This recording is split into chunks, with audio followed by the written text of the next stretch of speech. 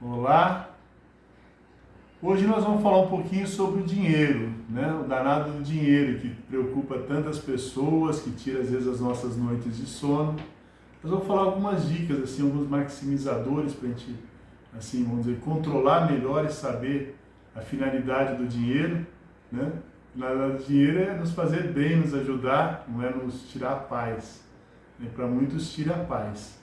As dívidas que a gente faz, muitas vezes os impostos que a gente tem que pagar, né? Às vezes se sobrecarrega de serviço para poder pagar as contas que a gente próprio criou. Então a primeira ideia é falar um pouquinho dos mitos, né?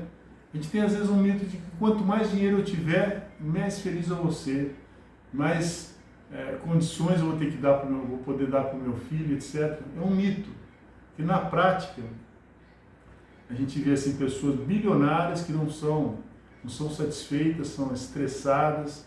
O controlar aquilo dá trabalho, o gerenciar tudo aquilo, administrar aquilo dá muito trabalho. Às vezes a pessoa vende a alma para o dinheiro.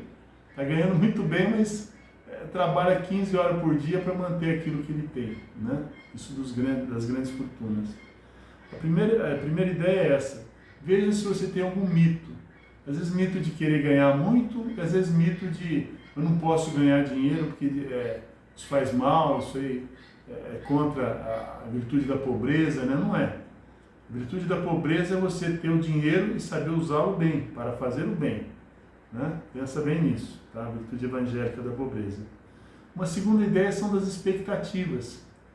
Eu queria ter dinheiro, quanto que você queria ter, né? Pensa nisso. Quanto que você precisa para viver? Para viver assim de uma maneira razoável, para você ter sua moradia, alimentação, fazer as viagens que você quer fazer, comprar as roupas, etc. Não é muita coisa, né? Um dado interessante, né, que outro dia eu estava pensando e comentando com a minha filha, por que acontece isso? Olha, há 50 anos atrás, uma pessoa só trabalhava na casa, normalmente era o marido, 50, 60 anos atrás, era o marido, a mulher cuidava de 3, 4 filhos em casa, né?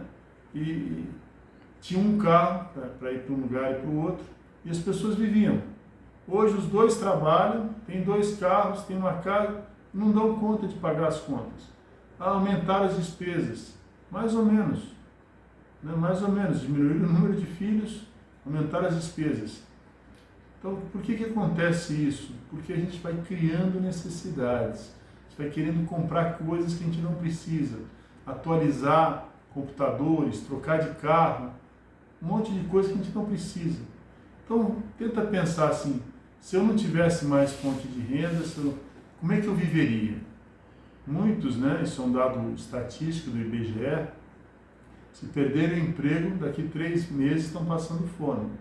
Não tem uma previdência assim, uma poupança, uma reserva, não tem uma expectativa de onde gastar o dinheiro, tipo assim, ganha para pagar as contas, né? Isso é muito ruim. Então vale a pena dar uma parada para analisar. E o que você vai analisar? A primeira coisa, onde você gasta o seu dinheiro. A gente não percebe. Às vezes um sorvete que você toma, um cafezinho, uma saída. Então anota. Que nem a alimentação nossa, né? Às vezes a gente come sem perceber, anota o que você está comendo.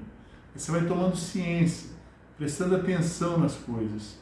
Isso aqui eu não preciso, isso aqui eu estou gastando demais, eu estou fazendo muitas viagens por falta de planejamento, estou no mercado 3 vezes por semana porque eu não planejo essas idas, isso me toma tempo e toma também dinheiro, né?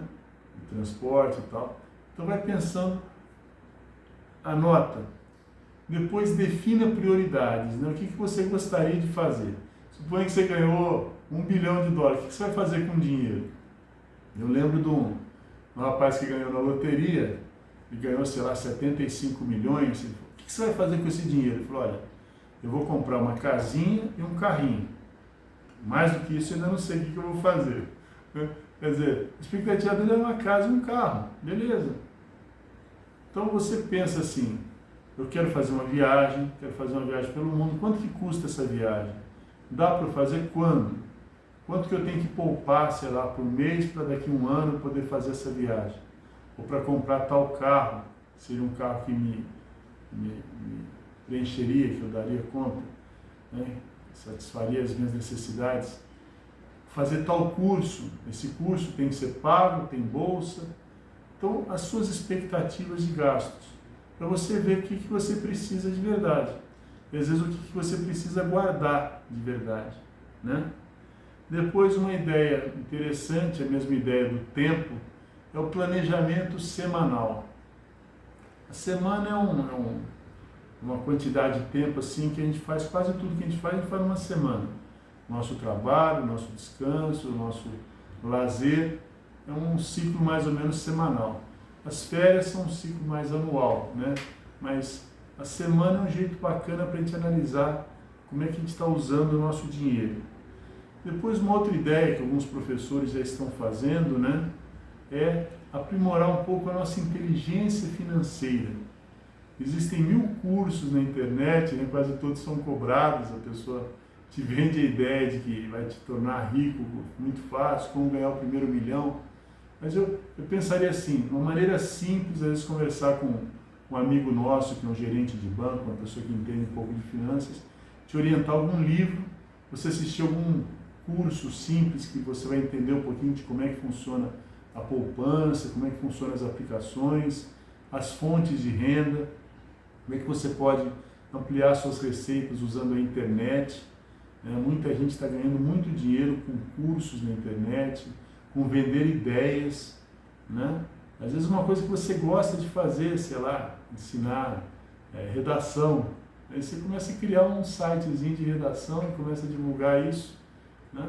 E pode ser em qualquer área, a língua portuguesa, né? Eu gosto de comentar do Puntel. Puntel era um professor de redação, né, no COC, ele pediu demissão do COC, pediu demissão do Banco do Brasil, que ele tinha um salário razoável, não sei quanto que é, mas disse que se ganha bem, tem estabilidade, para seguir a carreira dele, que ele queria ser professor de redação por período integral, por conta dele, nos horários dele.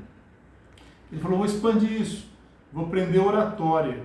Então ele viajava para São Paulo para fazer o curso de oratória com o Reinaldo Polito, né?